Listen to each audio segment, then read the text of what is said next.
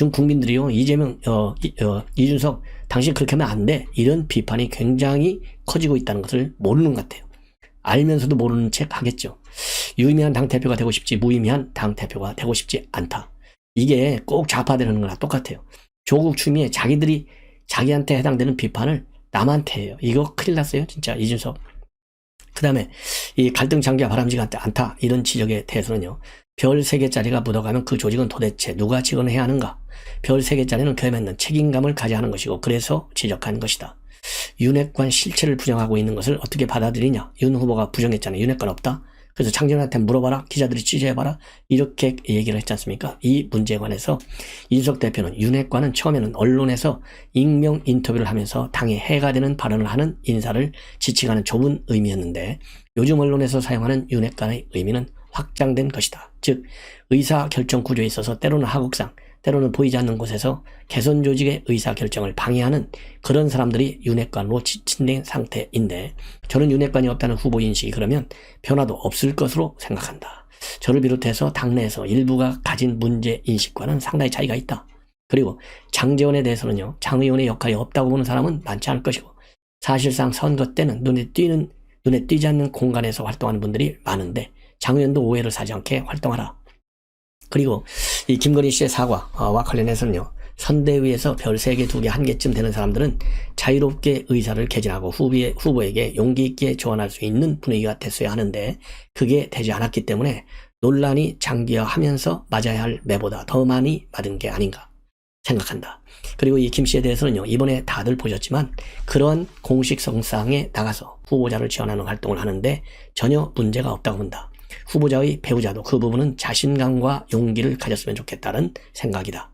그리고 박근혜 사면과 관련해서는요, 억울한 지점도 있겠지만 국민들과 당원들께 다소의 불편을 초래한 부분에 대해서 겸허하게 말씀을 하신다면 저희 선거 운동에 도움이 될 것이고, 반대로 특히 수사 당사자가 윤 후보이다 보니까 불편하게 말씀하시는 비중이 높으면 선거에 불협화음으로 비춰질 소지가 있다, 이런 의견을 내놨는데요.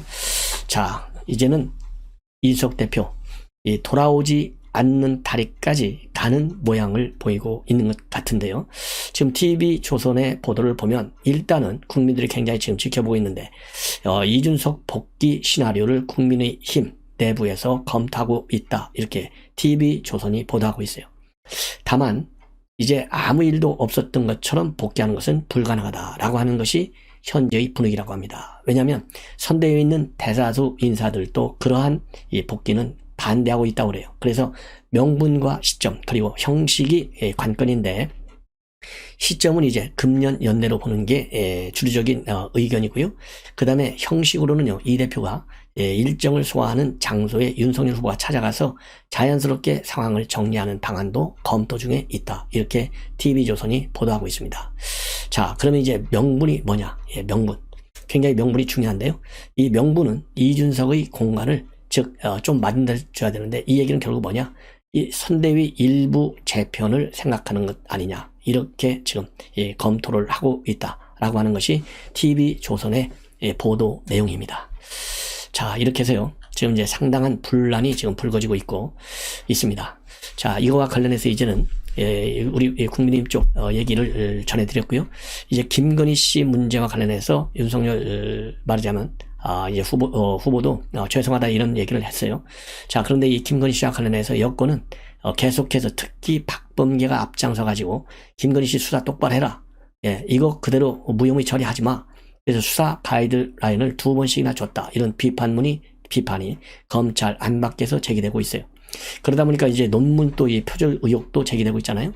근데 이 김건희 과거 지도 교수가요, 상당히 성실했던 친구고, 그리고 그때는 표절 검사 프로그램도 없었다, 이렇게 JTBC의 입장을 내고 있습니다.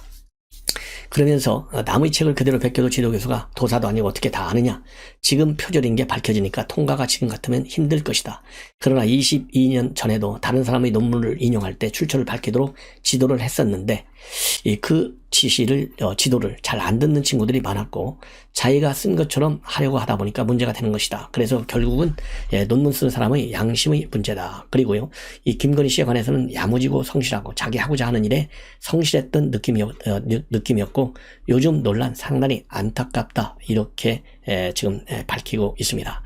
이렇게 해서요, 이제 김건희 씨 논문이 문제가 되니까 우리 야당에서는 야, 이재명 논문 어떻게 된 거야? 이렇게 이제 비판을 하잖아요. 이미 뭐 이재명 씨 이 가천대 논문 많은 논란이 되어 왔잖아요. 이렇게 되니까 이재명 씨의 경우에는 나는 논문이 이제 더 이상 필요치 않아. 그거 없는 걸로 해달라. 이렇게 주장을 하고 있어요. 이게 얼마나 뻔뻔스러워요. 이제 나 논문 필요치 않다는 거죠. 그러니까 이 논문을 아예 버린다는 거예요. 그러나 베낀 거는 이미 기록에 나와 있는 것 아니겠습니까? 자, 이런 데서 이재명이가 얼마나 뻔뻔한지 이런 거를 볼 수가 있고, 그리고 이 김건희 논란, 김건희 씨가 이제 사과를 했잖아요. 그러니까 이재명 씨 아들도 직접적으로 독자적으로 성인이니까 나와서 사과하라. 이런 지금 비판이 제기되고 있어요. 여기에 대해서 이재명이 말은 그럴듯하게 잘해요. 뭐라고 해명하고 있느냐? 대통령 부인은 공적 존재이고 대통령 아들은 남이다. 그래서 말하자면 별도의 사과가 필요 없다는 거예요. 그런데 자, 그러면 법률적으로는 이제 독립적인 주체예요. 그렇지만은 대통령 후보입니다. 그냥 일개 평범한 보통 사람이 아니에요. 법률적으로는 남이라고 하는 개념이 성립할지 모르지만 국립정서법에 어떻게 이게 남입니까? 아들이지. 그러면은 아들이 성인이면 성인답게 후보의 아들이기 때문에 별도의 정중한 사과가 필요하다. 이게 저의 판단입니다. 자, 그래서 이재명과 이렇게 또 뻔뻔하다는 것 다시 한번 여러분들께서 뭐라 그럴까요? 아실 필요가 있을 것 같아요. 그리고 아까 말씀드린 대로 석사 논문 표절을 인정하고 필요 없으니 이제 제발 취소해 달라. 그래서 이제 잘못했다. 학교에서 취소해주면 되는데 왜 안 해주냐? 이렇게 항의 정도로 나오고 있어요. 자, 그리고 이제 김건희 씨와 관련해서는요, 아까 말씀드린 대로 지금 이제 선생님은, 당시 교수님은 굉장히 성실했다는 점을 굉장히 강조하고 있잖아요. 그런데 이러한 선생님과는 반대로 지금 여권에서는 말이죠, 김건희 씨 이런 논란이 불 꺼질까 봐서 얌전한 스타일이 아니다. 이렇게 또 내치고 있어요. 이게 누굽니까? 박영선이가 하고 있는 거예요. 자, 그래서 뭐라 그럴까요? 지금 이제 김건희 씨 불을 살리려고 김건희 씨의 논문까지도 논쟁의 대상으로 삼고 있지 않습니까? 자, 여기에 관해서 윤석열 후보가 말이죠, 어제 그제전 날짜상으로 이제 방송기자 클럽 초청 토론에서 논문 표절, 자세한 이야기는 알지 못하는데 김현미 장관 케이스와 다르지 않다. 그러니까 김현미 장관이 2000년도 연대 석사학위 논문 표절 의혹이 제기되니까 대학 측에서는 당시 연구윤리 규정이 없었다라는 이유로 표절이 아니다. 이렇게 판정을 내린 바 있어요. 그래서 여기하고 비슷하다. 더 이상 문제 삼지 말아라. 이런 얘기를 좀 하고 있습니다. 그리고 이재명 씨의 논문과 관련해서 가천대 측에서는요, 논문 조사 결과를 대선 이후 지금 발표하겠다. 이렇게 나오고 있는데 이것도 다 짜고 치는 고스톱이 아닌가 하는 생각이 들고, 또 이 신지혜 씨는요, 지금 수석 부의장이잖아요. 새시대 의원에 김건희 씨 얼평을 하고 있는 사람이 누굽니까? 손혜원이에요. 그래서 이거야말로 여성 비하이고 혐오다. 이렇게 반박을 하고 있고, 그리고 이제 송영길 씨가 김건희 반말을 발언한 거, 김건희 씨에 대해서 말하자면 사석에서도 윤석열 후보한테 반발하더라 이러면서 최순실 씨 이상으로 국정을 흔들 것이다 이렇게 얘기한 것과 관련해서요, 이 법세련, 우리 우파 단체죠, 시민단체가 국가위원회에 진정을 제기했습니다. 자, 그래서 이제 김건희 씨에 대한 논란이 말이죠, 국가인권위원회까지 올라가 있어요. 자, 이제 이재명과 관련된 또 이 문제를 말씀을 이제 드릴게요. 이재명은 지금 현재 어떤 문제가 있느냐? 아까 얘기한 대로 아들 문제가 있고 또 조카 문제가 있어요. 이번에는 이제 이종 조카예요. 전에 조카 하나는 2006년도 강동 모녀살인 사건, 이 조카를 변론해가지고 문제가 됐잖아요. 자, 그런데 이번에는 이제 어떤 사건이 있느냐? 이종 사촌 조카가 조폭 중학교 때부터. 그래서 이 폭행 이런 것이 이제 문제가 됐는데 이거를 감췄어. 그래서 지금 이제 우리 말하자면 이러한 이재명이 거짓말한 거, 중학생 조폭 이종 조카, 중학생 때만 말하자면 변론한 게 아니라 성인 때도 변론했어요. 근데 성인 때 변론한 것을 감추다가 중앙일보의 단독 보도를 통해서 이것이 들켰어요. 들켰어. 그러니까 제가 피를 얘기하잖아요. 이재명은요, 대통령 후보가 될 수 없는 피가 너무 많아. 아들 성상납, 그 다음에 도박, 그 다음에 자기 아버지 도박, 그 다음에 친조카의 모녀 살인 사건, 그 다음에 이종 조카의 폭행 사건. 이런 사람이 대통령이 된다? 이거요, 세계 기네스북에 올라가요. 그래서 이건 아니 되겠다. 그럼 또 아들은 또 어떤 문제가 있느냐? 아들만 둘이잖아요. 그런데 고려대학에 2012년도하고 13년이 둘 다 수시전형으로 합격이 됐어요. 근데 이제 국민의힘 이 권영세 의원이 지금 확인해 보니까 이 의혹이 많아요. 그래서 고려대학에 자료를 요청했는데 고려대학에서는 이 보존기간이 5년이기 때문에 다 파기해서 없다, 이렇게 밝히고 있습니다. 자, 그러면 왜 문제가 되느냐? 이 큰아들 장남은 말이죠, 2012년도에 경영학과 들어갈 때 세계 선도 인재 전형이라고 하는 이 전형에 수시 합격했어요. 근데 세계 선도 인재 전형은 누가 또 수시 합격했느냐? 조민이가, 조국 딸 조민이가 합격한 그 시험이 바로 합격한 데가 세계 선도 인재 전형을 통해서 합격했어요. 똑같아. 그리고 이제 둘째 아들은 또 어떤 문제가 있느냐? 둘째 아들은 말이죠, 이재명 배우자가 김혜경 씨잖아요. 김혜경 씨가 과거 TV에서 인터뷰를 했는데 그때 인터뷰 TV에서 영화 완득이를 시청했다고 밝혔어요. 이 김혜경 씨가. 이 완득이는 어떤 영화냐면 다문화 이슈를 다룬 영화예요. 그래서 이 과정에서 이재명 후보하고 다문화 토론을 했다, 이렇게 얘기를 밝혔는데 TV에서 바로 그 다음날 면접시험이 났는데요, 면접시험 주제가 다문화였다는 거예요. 이거 짜고 친 고스톱 아니겠어요? 어떻게 면접 주제가 수만 가지가 될 수 있는데 해필이면 딱 똑같은 다문화가 되냐고요. 예. 자기 아버지하고 토론한 주제가 면접의 주제 다문화가 됐어요. 이거 여러분들 어떻게 생각하세요? 자, 그래서 대단히 미안하지만 이 고려대학에서는 이 관련 자료가 다 없다라고 하는데 정말 관련 자료가 정말 없는지 이거를 다시 한번 짚어야 되겠다, 이런 말씀을 드리고 싶고, 자, 그래서 이제 이재명 쪽에서 김문희 씨를 물고 들어지고 박범계까지 개입하고 이러다 보니까 우리 야당 선대위 측에서도요, 윤석열 선대위 측에서도 해경궁 김씨 그동안에 이제 트위터 계정 주인공이 해경궁 김씨라는 게 이미 다 나타났잖아요.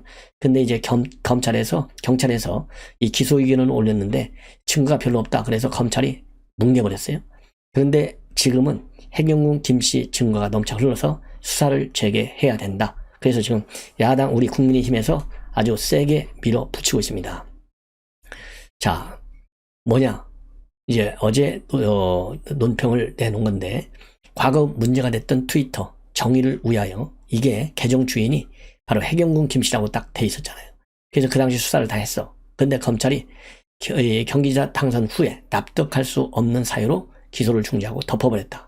이게 뭐냐면 그 당시 트위터에 가입한 메일 주소, 이것이 보니까 최근에, 그러니까 분당 우리교회 홈페이지에 회원 가입을 하면서 이 김혜경 씨가 아이디로 트위터에 가입한 메일 주소와 같은 AKHK631000 이거를 사용했다는 새로운 증거가 발견됐다는 거예요. 그래서 증거가 차고 넘치는 만큼 즉시 수사를 재개하라, 이런 지금 입장을 내놓고 있습니다. 말하자면 거짓말로 조작할 수가 없잖아요.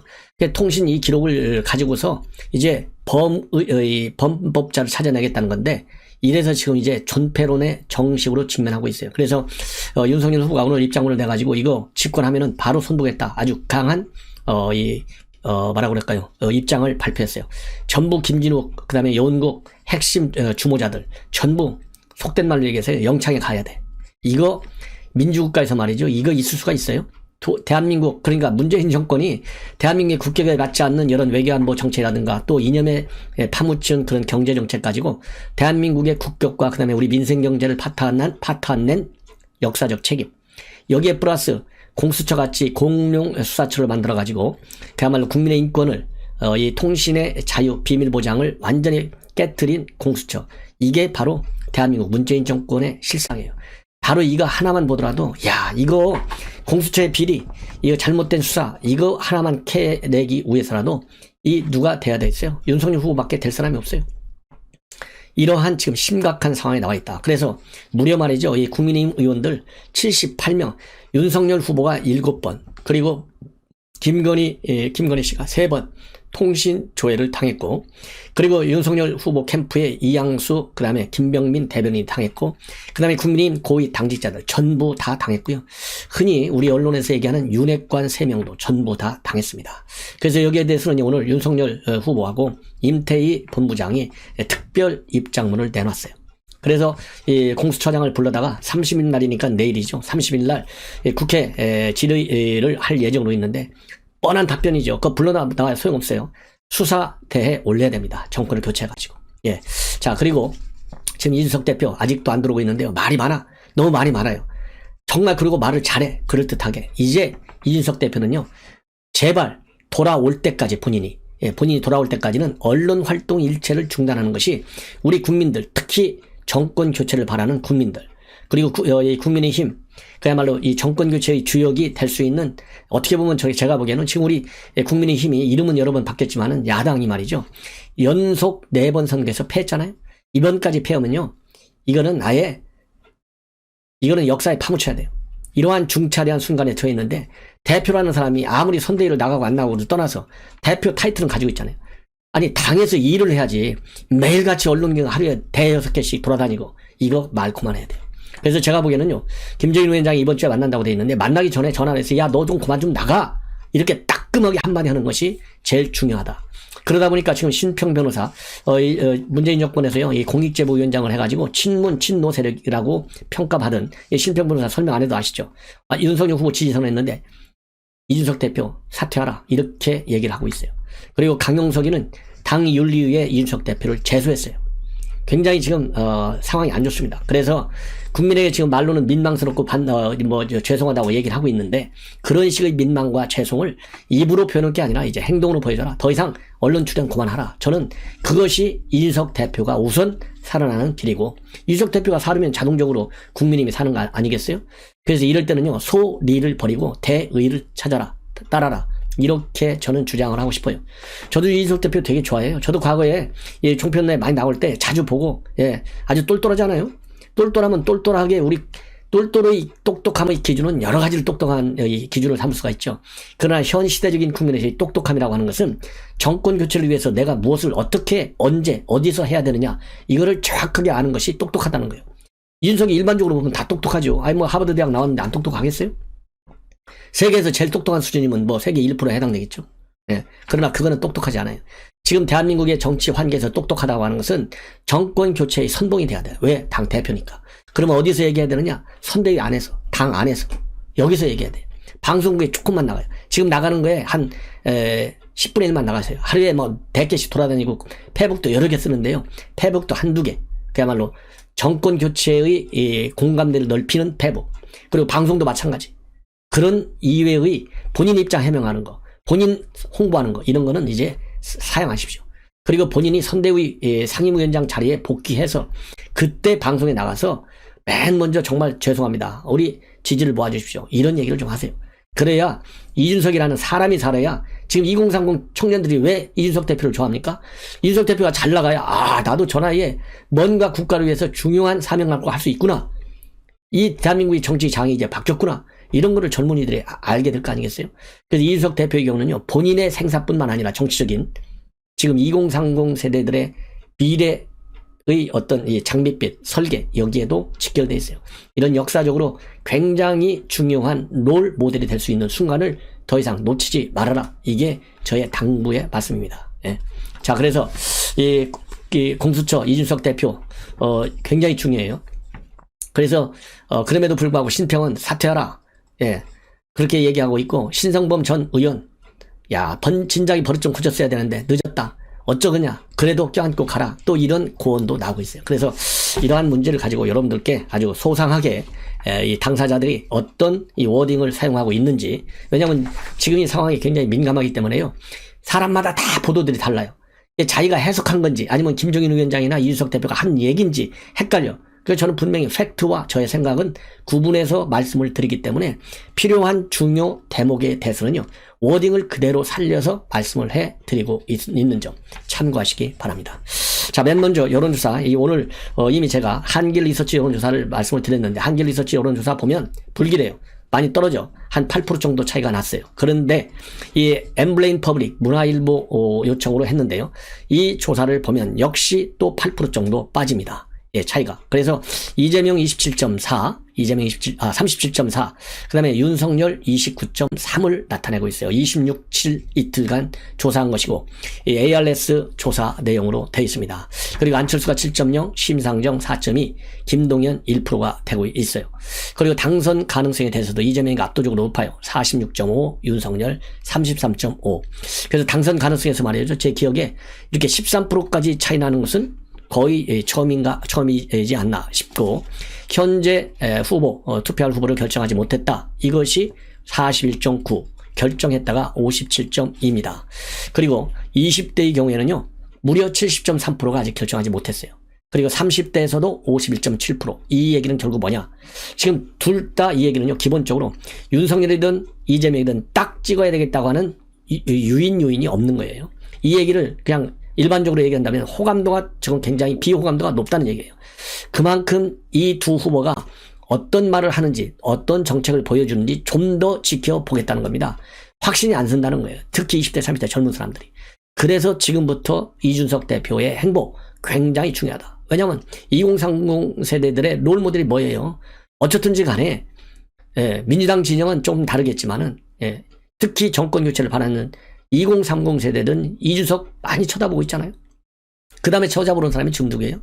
홍준표 의원이에요. 그래서 홍준표 의원도 지금부터는 이제 청문홍답, 그 다음에 홍문청답 아주 그 인기리에 아주 운영을 하고 있고, 홍준표 의원이 대답하는 걸 보면 역시 그 정치적인 촉 굉장히 대단한 분입니다. 그래서 이번 요즘에 여론의 추이, 그 다음에 우리 선대위의 내용, 이런 거를 뭐 여러 가지 측면에서 많이 분석을 하겠죠. 그리고 홍준표 의원이 자기가 분석한 내용을 우리 국민과 100%다 공유한다. 저는 이렇게 생각하네요. 얼마나 이 정치 단수가 센 분이잖아요. 김종인 위원장하고 비교하면 거의 비등비등 할 거예요. 예. 서로가 2등하라고 하면 아마 인정하지 않을 겁니다. 그렇기 때문에 이제는 이렇게 2030의 팬덤을 가지고 있는 우리 국민의힘 두 분이 제일 세다고 봐요. 그래서 이 두 분이 2030을 이제는 윤석열 지지 세력으로 묶어내는데 결정적, 그 다음에 충분한 역할을 좀 해야 될 때가 온 것이 아니냐. 이 수치만 보더라도요. 이렇게 지금 미정의 세계에 있잖아요. 2030이. 그리고 이제 검증 범위에 대해서는요, 61.1%가 후보자는 물론이지만 가족도 검증해야 된다. 그리고 20대 대선은요, 정권교체 이거 해야 된다. 이것이 49.2고, 아니야 그냥 이재명이 돼야 돼. 이거는 39.8. 그래서 거의 10% 정도 역시 높게 나타나고 있는데, 문제는 뭐냐? 2달 전이죠. 10월 말에 조사에서는 교체론하고 유지론이 16.7%였어요. 그러니까 6%가 지금 교체론이 줄어들고 있어요. 이 교체론이 줄어드는 이유는 바로 민주당이나 이재명이가 잘해서가 아니라 우리 국민의힘 이쪽에서 실망을 줬기 때문에 정권 교체를 바라는데, 이 정권 교체의 이 분노의 목소리를 제대로 우리 야권에서 담아내지 못하고 있는 데 대한 실망에서 비롯되고 있는 것이다. 저는 그렇게 보고요.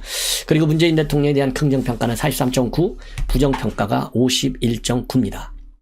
그리고 민주당 지지율은요, 35.0, 그 다음에 국민의힘이 32.6, 정의당 4.4, 국민의당 3.9, 열린민주당이 3.0이 됩니다. 예. 전화 면접. ARS가 아니고 죄송합니다. 전화 면접입니다.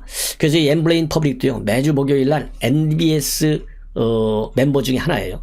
그래서 이 엠블레인 퍼블릭도 친여 성향이 강한 여론조사기관 중에 하나고, 오늘 오전에 제가 말씀드렸던 한길 리서치, 윤석열이 34, 이재명 42가 나왔는데요. 이것도 말하면 친여 성향이 강한 그러한 성격을 가지고 있어요. 자, 그러나 어떻든지 간에 두 개 다 8% 정도의 차이가 나고, 아까 말씀드린 대로 당선 가능성에서 10% 이상의 차이가 나는 점은 상당한 빨간 불이다. 이런 의기의식을 갖고 지켜봐야 되겠다. 단순하게 친여기관이니까 어쩔 수 없어. 이렇게 말하자면 위안을 삼을 수 없는 지표가 나왔다. 이렇게 저는 보여집니다. 자, 그 다음에는요, 이제 본론으로 들어가서 우선 이준석, 그 다음에 선대위의 시스템 문제, 어떻게 운영할 것인지, 정계 개편 문제, 이런 것들과 관련해서 말이죠. 김종인 위원장이 오늘 이 기자들을 만나서 밝힌 내용. 우선 선대위 개편 안 한답니다. 현 시스템 그대로 두고 운영 방식을 새롭게 하겠다. 그러니까 이 지금 공룡이 뭐니, 그리고 이준석 대표는 선대위 바꿔, 그래갖고 구조적으로 내가 할 수 있는 내가 역할을 할 수 있어야만 내가 돌아가겠다, 이렇게 얘기하고 있는데요. 김종인 위원장은 그거 안 돼, 지금 고치면은 더 난리나, 이렇게 해서 철저히 거기에 대해서는 동의를 안 하고 있어요. 그래서 현재 기구를 바꾸고 이렇게 해서는 혼란만 있다. 그리고 그간에 말이 많았지만은 효용성이 좀 없기 때문에 더 효율적으로 운영을 하겠다.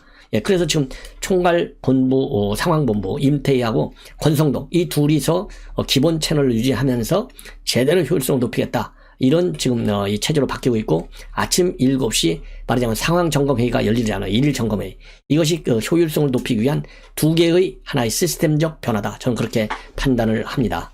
그리고 이준석 대표와 관련해서는요, 선대위 안에 있든 밖에 있든 간에 우리 당 대표다. 그리고 당의 목표인 선거 승리를 위해 최선의 노력을 다해야 하고, 선대위에서 지금 빠졌다고 해서 이 대표가 선거에서 제외된 사람이 아니다. 당을 이끄는 지도자로서 충분히 본인 스스로가 자기 역할을 감시하고 거기에 따라 행동하면 된다. 그리고 이 선대위에서 부르면 올 수 있다, 이런 얘기를 했는데, 그게 아니고 강제로 내보는 거냐, 아니지 않느냐. 본인 스스로 나갔으니까 선대위에 다시 오면 오는 거지 다른 게 어디 있냐. 그래서요, 본인이 이제 이번 주에 만난다 이라고 돼 있는데, 일단 외형적으로 왜 이런 얘기를 했느냐, 우리가 이 김종인 위원장은요 하도 고단수기 때문에 우리가 해석을 잘해야 돼요.